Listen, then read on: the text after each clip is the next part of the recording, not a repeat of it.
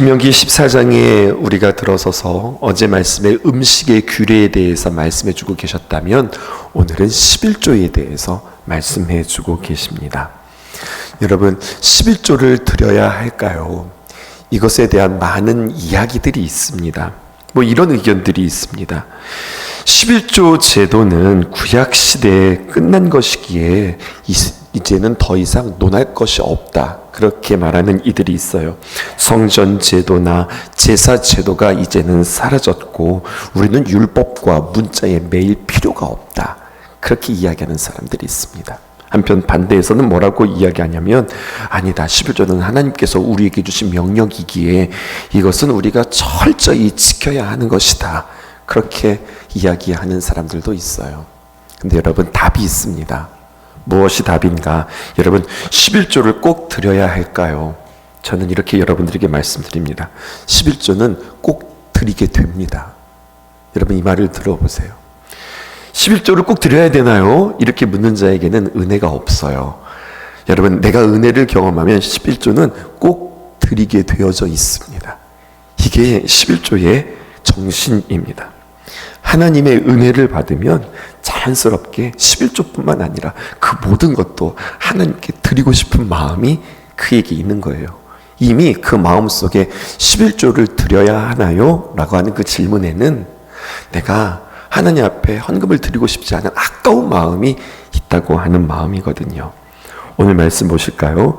22절에 너는 마땅히, 하나님 앞에 드려진 이 예물은 마땅하다는 겁니다. 마땅히 하나님 앞에 드려야 된다는 겁니다. 11조의 처음 이야기가 있습니다. 첫 11조의 이야기가 어떻게 시작되어지느냐?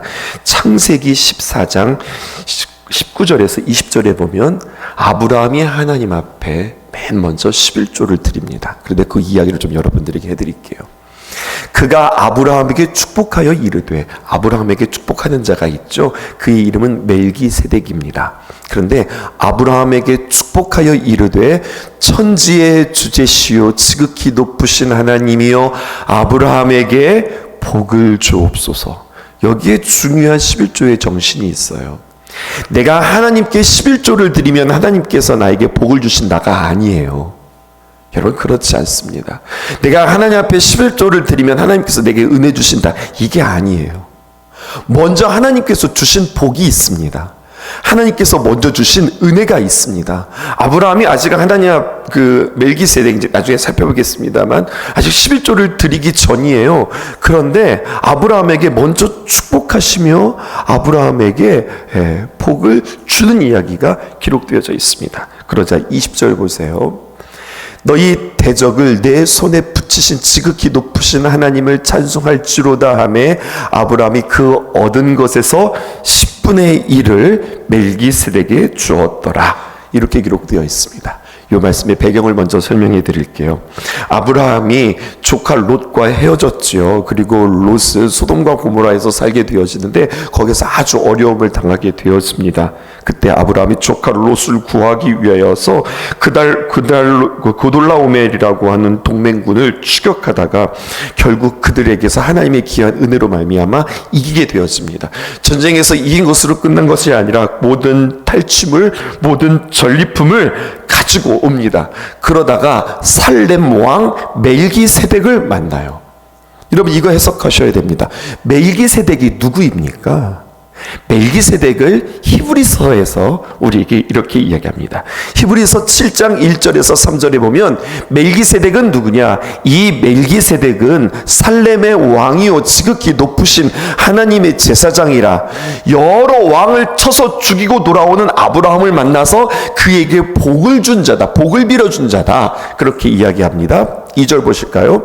이 멜기세덱은 아브라함이 모든 것의 10분의 1을 그에게 나누어 주었다라고 이야기했는데, 그 멜기세덱의 이름을 해석하면 먼저는 의의 왕이요, 그 다음엔 살렘의 왕이니 곧 평강의 왕이요. 여러분, 예루살렘 할 때 살렘이 샬롬, 평화라고 하는 이야기입니다. 평화의 왕. 그래서 그 다음은 살렘 왕이니 곧 평화의 왕이요, 그렇게 이야기한 뒤에 3절 보세요. 아주 신비한 말씀이 있습니다. 그 멜기세덱은 누구냐? 아버지도 없고 어머니도 없고 족보도 없고 시작한 날도 없고 생명의 끝도 없어서 하나님의 아들과 닮아서 항상 제사장으로 있느니라, 이렇게 이야기해요. 이러면 샬렘이라고 하는 것은 여러분 어떤 국가가 아닙니다. 평화라고 하는 것이고요, 평화의 왕, 하나님의 나라에 여러분 아버지도 없고 어머니도 없는 사람이 존재할 수 있습니까? 족보도 없고 시작한 날도 없고 생명도 끝도 없는 하나님의 아들을 닮았다라고 하는, 이 하나님의 아들을 닮았다라고 하는 표현이 원어적으로는 하나님의 아들과 같아서라고 하는 뜻입니다. 그래서 항상 제사장으로 있는 거예요. 여러분 누구일까요? 이 멜기세덱은 바로 예수 그리스도를 말하는 겁니다. 그래야 이 성경의 말씀이 해석이 되어져요. 아브라함이 예수님으로 현현한 그 멜기세덱을 만나서 지극히 높으신 하나님의 제사장, 그에게 11조를 드리게 되어지는 본문이 성경에 기록되어져 있습니다. 오늘 우리는 멜기세덱을 해석할 뿐만 아니라 복은 먼저 온 것이고 그 은혜를 먼저 받고 그리고 그것에 감사해서 11조를 드리는 이 순서를 여러분들에게 말씀드리고 싶어요. 하나님께서 내게 주신 복의 반응으로, 내게 주신 은혜에 대한 복의 반응으로 하나님 앞에 11조를 드렸다는 거죠. 그 다음에 11조 이야기는 누구에게서 나타나느냐? 야곱에게서 나타납니다. 창세기 28장 20절에서 22절 볼까요? 이렇게 기록되어져 있습니다. 야곱이 소원하여 이르되 하나님이 나와 함께 계셔서 내가 가는 이 길에서 나를 지키시고, 자 여기서도 배경을 잠깐 설명해 볼까요? 야곱이 형님을 속여서 팥죽 그릇에 장자권을 빼앗고 그리고 아버지로부터 축복받았던 이 모든 일들이 탄로나자 그는 더 이상 그 집에서 살 수 없었습니다. 아시는 이야기죠? 그리고 그 밤에 그가 떠나 밤에 베델에서 유숙할 때 하나님께서 그에게 나타나 주셨어요. 그러면서 내가 가는 이 길에서 나를 지키시고 먹을 떡과 입을 옷을 주시어, 21절, 내가 평안히 아버지 집으로 떠났다가 돌아오게 하면 여호와께서 나의 하나님이 되실 것이고, 22절, 내가 기둥으로 세운 이 돌이 하나님의 집이 될 것이며, 이 돌이 나중에 뭐가 되는 거예요? 베델이 되는 거죠. 그리고 하나님께서 내게 주신 모든 것의 10분의 1을 내가 반드시 하나님께 드리겠나이다 하였더라. 이렇게 20절부터 22절까지만 보면 마치 야곱이 하나님과 거래하는 것 같아요. 하나님, 내가 지금 너무너무 두려워요. 내가 집을 떠났는데 하나님 약속해 주세요. 내가 가는 일에 모든 옷과 내가 먹는 것과 나의 모든 삶들을 하나님께서 책임져 주실 뿐만 아니라 내가 갔다가 잠시 갈 건데 갔다가 돌아오는 것을 하나님 약속해 주시면 내가 하나님 나의 소유의 10분의 1을 드리겠습니다. 이렇게 야곱이 이야기하는 거예요. 그런데 이 대목만 보아서는 여러분 하나님과 야곱이 마치, 이거 하나님은 아니죠, 야곱 편에서 하나님과 거래하는 것 같아요. 하나님 나에게 이렇게 해주시면 하나님 내가 하나님 앞에 11조를 드릴게요. 그런데 그렇지 않습니다. 여러분 17절에 이미 그가 하나님을 만나고 하나님을 경험하는 은혜가 있습니다. 17절에 이 베델에서 말입니다. 그 꿈 가운데서 사닥다리의 그 환상을 본 뒤에 이에 두려워하여 이르되 두렵도다 이곳이요, 이곳은 다름 아닌 하나님의 집이요 이는 하늘의 문이로다. 난 혼자 있는 줄 알았는데 내가 있는 곳에 우리 하나님과 함께 하셨고 나의 기도, 나의 소원, 나의 시선이 하늘과 맞닿아 있구나. 나의 모든 기도가 하나님께로 상달되어지고 하나님의 귀한 복이 내게서 오는구나. 그 하나님의 귀한 은혜, 하나님의 귀한 감격이 그에게 있었던 거예요. 그래서 하나님 나에게 이런 것들을 허락해 주시면 난 반드시 하나님 앞에 이것을 소원으로 갖겠습니다라고 11조에 대한 약속을 합니다. 그 다음에 이야기가 오늘 신명기과 연관되어서 레위기 27장 30절에 보면 모세는 11조를 이렇게 규정합니다. 아예 가나안 땅에 들어가기 전에 너희들 가나안 땅에 들어갈 거지, 그때는 그 땅의 10분의 1, 곧 그 땅의 곡식이나 나무 열매는 그 10분의 1은 여호와의 것이 여호와의 성물이라. 이렇게 이야기하고요. 32절에 11조를 이렇게 규정합니다. 모든 소나 양의 11조는 모든 지팡이 아래로 통과하는 것의 10번째 것마다 여호와의 성물이니라. 이렇게 11조를 다시 한번 그들에게 강조하면서 하나님의 것 구별하라고 이야기했어요. 가나안 들어가기 전에 그들에게 권면했단 말입니다. 그때 이스라엘 백성들이 그래서 가나안 땅에 들어가서 11조를 잘 드리고 하나님 앞에 귀한 예물을 드렸을까요? 그걸 잘 하지 못했어요. 귀한 예물을 드리지 못했어요. 잘 지켜지지 않자 여러분, 특별히 12지파 가운데 레위에게는 하나님의 제사의 일을 맡고 하나님의 말씀을 전하는 이 레위들은 그들에게 분깃이 없거든요. 그들에게 땅이 분배되어지지 않았거든요. 이 11조로 말미암아 그들의 생계가 유지되어야 하는데, 이들이 가나안 땅에 들어가서 11조를 잘 드렸다고요? 안 드렸다고요? 잘 드리지 않자 이 레위인들이 탈선하게 되어집니다. 그들의 생계가 있으니까, 먹고 살아야 되니까 레위인들이 자신의 생계를 해결하기 위하여서 레위, 제사장의 역할, 말씀을 전하는 일 말고 자신들의 삶을 감당하기 위하여서 자신들의 일을 갖게 되어져요. 그래서 여러 가지 많은 일들, 그냥 제사장은 자신의 분깃 없이 그 11조를 통하여서 자신에게 주어진 하나님의 귀한 일들을 감당해야 되는데, 이 백성들이 11조를 온전히 드리지 않자 자신들도 살아가야 되니까, 생계가 있으니까 나름대로 일들을 잡기 시작합니다. 그러다가 탈선하게 되어지는데, 그냥 여러 가지 많은 일들이 아니라 나쁜 일들을 도모하게 되어지지요. 그러다가 여러분 나중에 그 베냐민 지파를 진멸하는 일들에 그 나쁜 계획에 같이 연루되어서 그런 일들도 자행하게 되어집니다. 나라를 잃었어요. 그들이 망했어요. 그리고 포로로 끌려갔습니다. 그러다가 하나님의 귀한 은혜로 말미암아 그들이 다시 한번 고국으로 돌아왔을 때 우리는 다시 한번 신앙의 개혁을 하자. 그들의 마음에 단단한 마음들이 있었습니다. 포로 이후 무너진 성정도 다시 세우고, 그리고 무너진 성벽도 다시 세우는, 눈에 보이는 것들을 막 재건하기 시작하였지만, 이것뿐만 아니라 우리 눈에 보이지 않는 신앙도 재건하자라고 이야기했어요.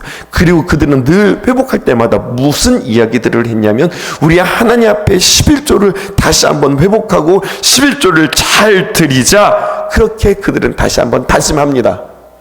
그러나 포로 이후에 돌아왔던 그들이 그렇게 다짐하고 우리 한번 잘해보자라고 하는 마음의 다짐들은 있었으나, 그때에도 여전히 온전한 11조를 드리지 못해요.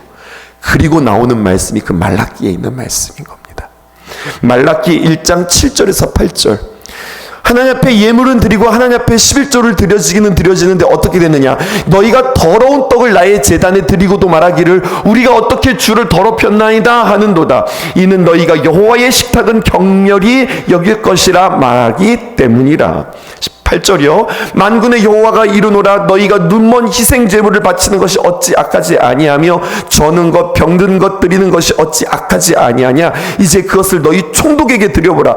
그가 너를 기뻐하겠으며 너를 받아주겠느냐. 너 지금 드려지는 그 예물 가지고 총독에게 갖다 줘봐. 너 나라의 대통령에게 갖다 줘봐. 그럼 그 대통령이 뭐라고 이야기할 것 같아? 사람에게도 이렇게 드려지지 않는 것을 너는 하나님 앞에 이렇게 드린다고 하면서 책망하는 말씀이 있습니다. 그러면서 하나님께서 작정하면서 말라기 선지자를 통하여서 3장 8절에서 10절, 우리가 잘 아는 그 말씀을 합니다. 말라기의 11조에 대한 축복을 그들에게 약속하죠. 사람이 어찌 하나님의 것을 도둑질하겠느냐? 그러나 너희는 나의 것을 도둑질하고도 말하기를 우리가 어떻게 주의 것을 도둑질하였나이까 하는도다. 근데 너희들이 도둑질했다. 그것은 바로 무엇이냐? 곧 11조와 봉헌물이라. 하나님의 예물을 너희들은 도둑질했다는 거예요. 9절 말씀에 너희 곧 온 나라가 나의 것을 도둑질하였으므로 너희가 저주를 받았느니라. 10절 말씀입니다. 만군의 여호와가 이르노라. 너희의 온전한 11조를 창고에 들여 나의 집에 양식이 있게 하고 그것으로 나를 시험하여 내가 하늘 문을 열고 너희에게 복을 쌓을 곳이 없도록 붙지 아니하나 보라. 이 말씀에서 이 11조에 대한 강조의 이야기가 나왔던 거예요. 여러분, 이제 이 구약의 말씀 이후에 예수님께서도 이 11조에 대해서 말씀하신 적이 있습니다. 마태복음 23장 23절에 있는 말씀이에요. 화했을진저 외식하는 서기관들과 바리새인들이여, 너희가 그들을 책망하면서 하는 이야기가 박하와 회향과 근체의 11조는 드리되, 너희들이 11조를 드린다고는 하지만 더 중요한 게 무엇인 줄 알아? 그 11조의 정신이 있어. 율법이 중요하지. 하지만 그 율법보다 더 중요한 것이 있는데, 정의와 긍휼과 믿음은 버렸도다. 하나님 앞에 드려지는 그 11조만 드리고 너희들이 엄청나게 잘 너희들이 분별해서 이것은 하나님의 것이다 구별하면서 드렸는데, 그것만 있을 뿐 너희들의 마음 가운데 긍휼히 여기는 마음, 믿음, 또 정의, 이런 것들은 하나도 없어. 그런데 중요한 것이 그 다음 말씀입니다. 그러나 이것도 행하고 저것도 버리지 말아라 할지니라. 이것도 행하고, 그것은 바로 무엇이냐? 너희들이 정의와 긍휼과 믿음, 이것도 행하라. 그러나 저것 무엇입니까? 하나님 앞에 드려지는 예물 11조, 이것도 버리지 말지니라. 예수님께서 말씀하셨어요. 마지막 하나 더 볼까요? 그래서 사도 바울은 고린도 교회 교인들에게 헌금은 이렇게 드리는 것입니다 라고 다시 한번 권면해요. 그러므로 내가 이 형제들로 먼저 너희에게 가서 너희에게 전에 약속한 연보, 이게 바로 헌금이거든요. 헌금은 어떻게 드리느냐? 첫 번째, 미리 준비해서 드리는 거다. 헌금은 미리 준비해서 드리는 거다. 그리고 미리 준비하게 하도록 권면하는 것이 필요한 줄로 생각했나니. 그러니까 그들도 미리 준비하지 않고 드렸던 것 같아요. 그래서 헌금은 미리 준비하는 거야 라고 권면하는 겁니다. 이렇게 준비하여야 참 연보답고 참된 헌금이고 억지가 아니다. 그러니까 어떻게 드려지는 거예요? 헌금도 억지로 드리는 헌금이 있었다고 하는 거죠. 그러면서 6절입니다. 이것이 곧 적게 심는 자는 적게 거두고 많이 심는 자는 많이 거둔다 하는 말이다. 하나님께서 이렇게 이야기하는 거예요.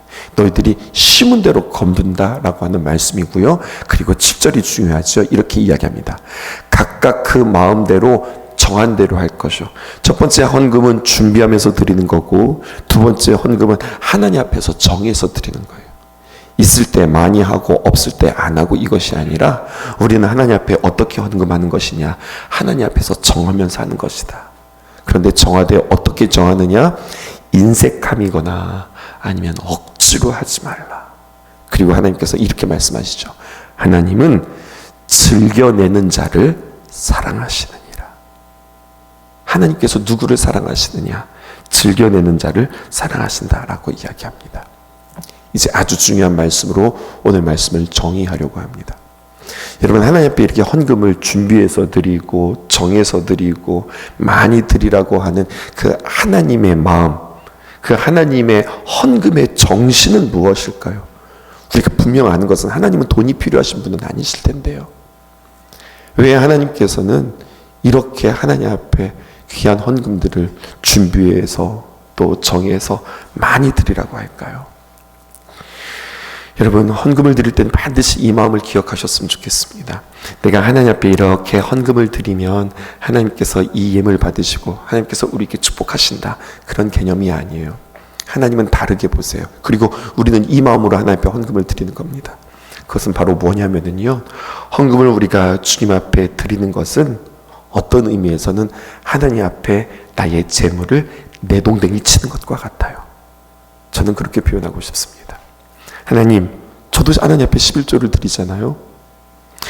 이 11조를 내가 만약에 드리지 않으면 내가 더 필요한 것들을 구입할 수 있고, 내가 더 나의 삶을 윤택하게 할 수 있고, 내가 하나님 앞에 드려지는 이 11조, 내가 만약에 이 돈이 있으면 내가 내 자식들 키우는데 더 잘 키울 수 있고 더 많은 것들을 줄 수 있어요.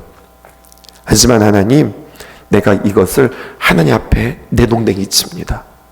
다시 말해서 나는 내동댕이 치고 하나님을 붙잡습니다. 나는 하나님을 섬기는 자지 나는 예물을 섬기는 자가 아닙니다. 돈을 섬기는 자가 아닙니다. 나의 공급자는 하나님이시고 나의 힘은 하나님이십니다 라고 고백하는 나의 신앙의 고백이 예물이라는 겁니다. 다시 말해서 우리가 앞에서도 이야기했지만 우리가 하나님 앞에 십계명을 볼 때 말입니다. 얼마나 하나님께서 강조하셨던 내용 중에 하나는 뭐냐면 너는 나 외에 다른 신을 섬기지 말라라는 거예요. 그런데 여러분, 요한일서에 보면 우리에게 세상에 있는 것 세 가지를 말하는데 이 세상에 있는 것 죄악 세 가지는 뭐냐면 육신의 정욕과 안목의 정욕과 이생의 자랑이라는 거예요. 언제나 사람들은 여기에 빠질 수밖에 없다는 거예요. 근데 육신의 정욕과 안목의 정욕과 이생의 자랑을 한 방에 해결해 주는 것이 있는데 그것은 바로 무엇이냐? 여러분, 돈이면 다 되는 겁니다. 돈이면 육신의 쾌락을 즐길 수 있고요. 돈이면 내가 보는 대로 모든 것들을 다 소유할 수 있고요. 심지어 돈이 있으면 권력도 가질 수 있습니다. 그런데 여러분, 이 물질을 내가 하나님 앞에 드린다고 하는 것은 내가 정성스럽게 하나님 앞에 드리는 것이기도 하지만 어떤 의미에서는 신앙의 고백이요. 그렇다고 뭐 헌금을 내팽겨친다 이런 뜻이 아니라 어떤 액션을 말하는 거예요. 하나님, 내 손에 이것이 있는데 에이, 아니에요. 전 이거 붙잡고서 살아가지 않을 거예요. 저는 하나님 붙잡고 살아갑니다. 나의 주인은 물질이 아니라 하나님입니다. 그럼 마귀는 어떻게 이야기하느냐? 돈이 필요하지. 이 세상에서의 최고는 돈이야. 부자 되세요. 이게 우리에게는 덕담으로 우리가 함께 이야기되어지는 이 시대 속에서 살아간다고요. 물질, 만능주의, 이 시대에서 우리가 살아가고 만몬주의, 돈이면 뭐든지 해결되어지고, 특별히 아이들에게도 너 왜 열심히 공부하니? 네, 그러면 내가 좋은 대학 가려고요. 좋은 대학 가서 뭐 하려고? 나 좋은 직장 가려고요. 그럼 좋은 직장은 어떤 직장인데? 네, 월급 많이 주는 직장이요. 이러한 대답들에 대하여서 좀 더 거리낌 없이 말하는, 그래서 내가 살아가는 목적도, 공부하는 목적도, 삶의 의미도 돈으로 귀결되어지는 이 세상에서 하나님께서는 아니, 너희는 돈으로 살아가는 것이 아니라 하나님으로 살아가는 거고, 하나님의 귀한 말씀으로 살아가는 거고, 하나님께서 우리에게 공급해 주는 것으로 살아가는 거룩한 존재로 우리를 구별하셨다고 우리를 말씀하고 계세요. 이게 헌금의 정신이에요. 이것이 11조인 거예요. 이 마음인 거예요. 오늘 여러분들과 함께 우리의 헌금 주님 앞에 드려지는데 습관 따라, 체면 따라, 억지로 사람들에게 보여주기 위해서 이것이 아니라 우리의 신앙, 우리의 헌금들을 다시 한번 오늘 이 본문들을 만나면서 다시 한번 점검할 수 있는 저와 여러분들 되어지기를 주님의 이름으로 축복합니다. 기도 제목 세 가지 이렇게 나눕니다. 첫 번째, 우리가 소유하고 누리는 모든 것이 하나님의 선물이요 은혜임을 잊지 않게 하소서. 여러분, 공술의 공수거라고 하는 말 아시죠? 빈몸으로 왔다가 빈몸으로 돌아가는 그 귀한 인생 가운데 내가 이렇게 가질 수 있고 이렇게 누릴 수 있는 것은 하나님의 은혜입니다. 잊지 않는 귀한 고백이 오늘 여러분들에게 있기를 원해요. 두 번째, 하나님의 은혜에 감사하며 아끼지 않고 주께 기쁜 마음으로 드리는 헌금, 내 헌금에 대해서 다시 한번 점검할 수 있기를 원하고요. 예물의 11조뿐만 아니라 주님께서 말씀하셨죠. 정의, 긍휼, 믿음도 잃지 않고 삶으로 드려지는 예물. 하나님, 그렇게 주님 앞에 귀한 삶의 예물도 나에게 있게 하소서. 기도하는 저와 여러분들 되어지기 원합니다. 어제 우리 주님 앞에 예배 잘 드렸고요. 오늘부터 시작해서 우리는 삶의 예배가 시작되었습니다. 오늘 여러분들을 다시 한번 세상으로 파송하며 오늘도 하나님의 귀한 말씀으로 승리하는 삶, 나의 삶으로 주님 앞에 예배드리는 귀한 삶이 저와 여러분들에게 있기를 주님의 이름으로 축복합니다. 기도하겠습니다. 믿음은 바라는 것들의 실제요, 보이지 않는 것들의 증거. 믿음은 값없이 주신 주님 선물, 그분을 신뢰하고 은혜 주신 분 감사해.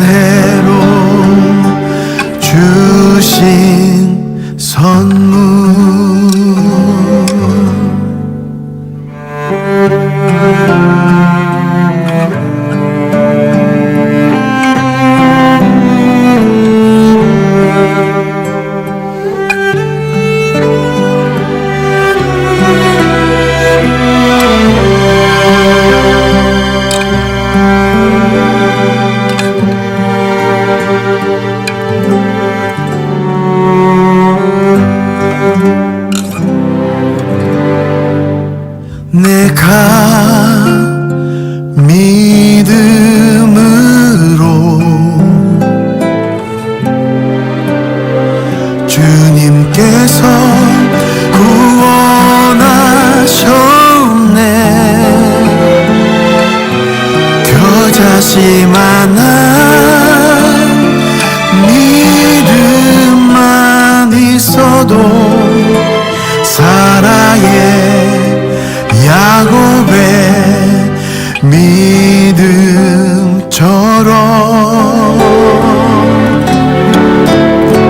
사람은 헛되고 헛된 존재이며 부정한 물건 같은 거짓말쟁이 선한 분은 오직 주님밖에 없고 믿음을 통해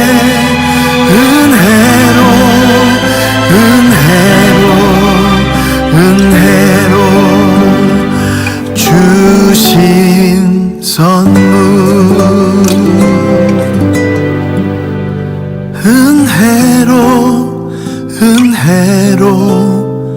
은혜로 주신